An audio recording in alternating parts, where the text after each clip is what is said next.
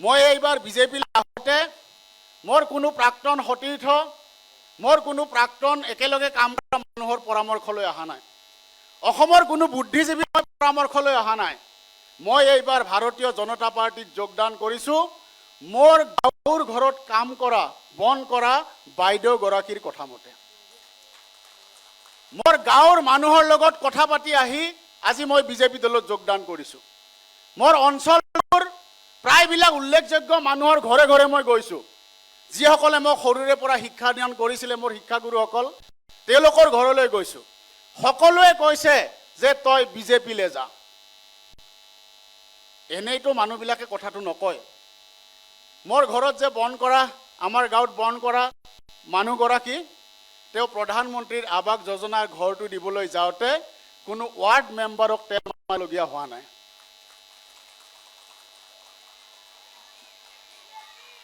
গাঁওবুঢ়াক গৈ 50 টকা এটা দিবলগীয়া হোৱা নাই, যিটো আগতে হৈছিলে। তেওঁৰ ঘৰত গৈ বিজেপিৰ কাৰ্যকৰ্তাই কাগজ পত্ৰ ৰেডি কৰি দিছে, তেওঁ ঘৰ পাইছে, তেওঁ অৰুণোদয় পাইছে। আজি বৃদ্ধ পেঞ্চন, বিধৱা পেঞ্চনৰ পৰা, প্ৰধানমন্ত্ৰীৰ আৱাস যোজনাৰ পৰা APSCৰ চাকৰিটোলৈকে 1 টকা নিদিয়াৰ পৰিৱেশ এটা হৈছে। মই কটন কলেজত পঢ়ি থকা দিনৰ পৰাই মই ছাত্ৰ ৰাজনীতিৰ লগত জড়িত। আপোনালোকে জানে, কৃষক মুক্তি সংগ্ৰাম সমিতি এটা সময়ত আমি উত্তাল গণ আন্দোলন কৰিছিলোঁ। কেৱল অসমৰ দুৰ্নীতি, চৰকাৰৰ দুৰ্নীতিৰ বিৰুদ্ধে আমি আন্দোলন কৰিছিলোঁ। আজি সংবাদ মাধ্যমৰ বন্ধুসকলে মোক যিটো প্ৰশ্ন কৰিছে, মই আপোনালোকক উত্তৰটো দিওঁ। মই আজি ৰাতিপুৱা যেতিয়া ওলাই আহিছোঁ, মই অসমৰ প্ৰায়বিলাক বাতৰি কাকত পঢ়ি আহিছোঁ, আপোনালোকৰ টিভি চেনেলবিলাক চাই আহিছোঁ।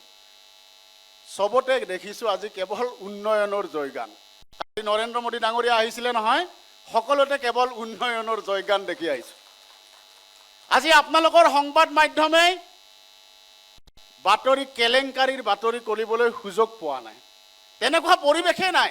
যদি আপোনালোকে কেলেংকাৰীৰ বাতৰি কৰিছে, তেনেহ'লে কোনোবা ঘোষ খোৱা মানুহ, 2 নম্বৰী মানুহক গ্ৰেপ্তাৰ কৰি বাতৰি কৰিছে। চৰকাৰৰ 2 নম্বৰীৰ আপোনালোকে বাতৰি কৰিবলৈ পোৱা নাই। গতিকে উত্তৰটো তাতেই মই কিয় বিজেপিত যোগদান কৰিবলৈ আহিছোঁ। আমি দীৰ্ঘদিন ধৰি দুৰ্নীতি বিৰোধী আন্দোলন কৰিছোঁ। আজি আমি যেতিয়া কটন কলেজত পঢ়ি আছিলোঁ, ছাত্ৰ ৰাজনীতিত জড়িত আছিলোঁ, তেতিয়াই আমি কিংবদন্তীৰ দৰে এটা নাম শুনিছিলোঁ, হিমন্ত বিশ্ব শৰ্মা। কিংবদন্তীৰ দৰে শুনিছিলোঁ। আপোনালোকে সকলোৱে জানে, লোকভাগ কৰিবলৈ একো নাই। আমি যেতিয়া গণ আন্দোলন কৰি আছিলোঁ, আটাইতকৈ বেছি কিজানি আন্দোলন কৰিছিলোঁ হিমন্ত বিশ্ব শৰ্মা ডাঙৰীয়াৰ বিৰুদ্ধে। এইবিলাকতো আৰু মিছা কথা কৈলে আপোনালোকে সকলোৱে জনা কথা। আৰু যিহেতু বিৰোধ আৰু সংঘাতেৰে আমাৰ সম্পৰ্কটো আৰম্ভ হৈছে, সেইকাৰণে মাননীয় হিমন্ত বিশ্ব শৰ্মা ডাঙৰীয়া প্ৰতিটো কথাই আমি পৰ্যবেক্ষণ কৰিছিলোঁ।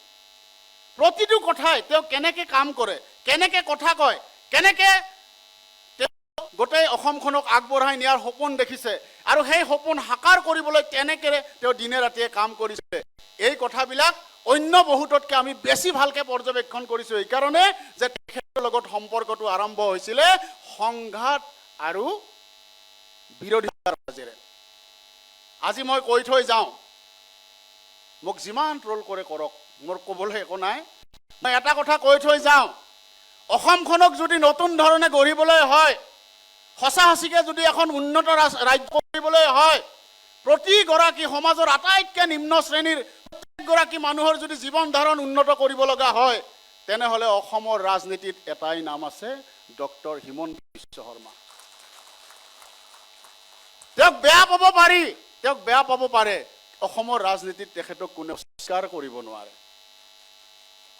গতিকে মই সকলোকে এটা কথাই জনাব বিচাৰিছোঁ যে এনেকুৱা এটা পৰিৱেশ, এনেকুৱা এটা ৰাজনৈতিক বাতাবৰণ, এনেকুৱা এটা উন্নয়নৰ মহা আয়োজন, এনেকুৱা আয়োজনত এজন অসম আৰু অসমীয়াৰ সুৰক্ষিত ভৱিষ্যত বিচৰা মানুহ হিচাপে, অসমৰ আটাইতকৈ দৰিদ্ৰ মানুহজনৰ উন্নয়ন বিচৰা মানুহ হিচাপে আমি এতিয়া বিজেপি নকৰি কি কৰিম?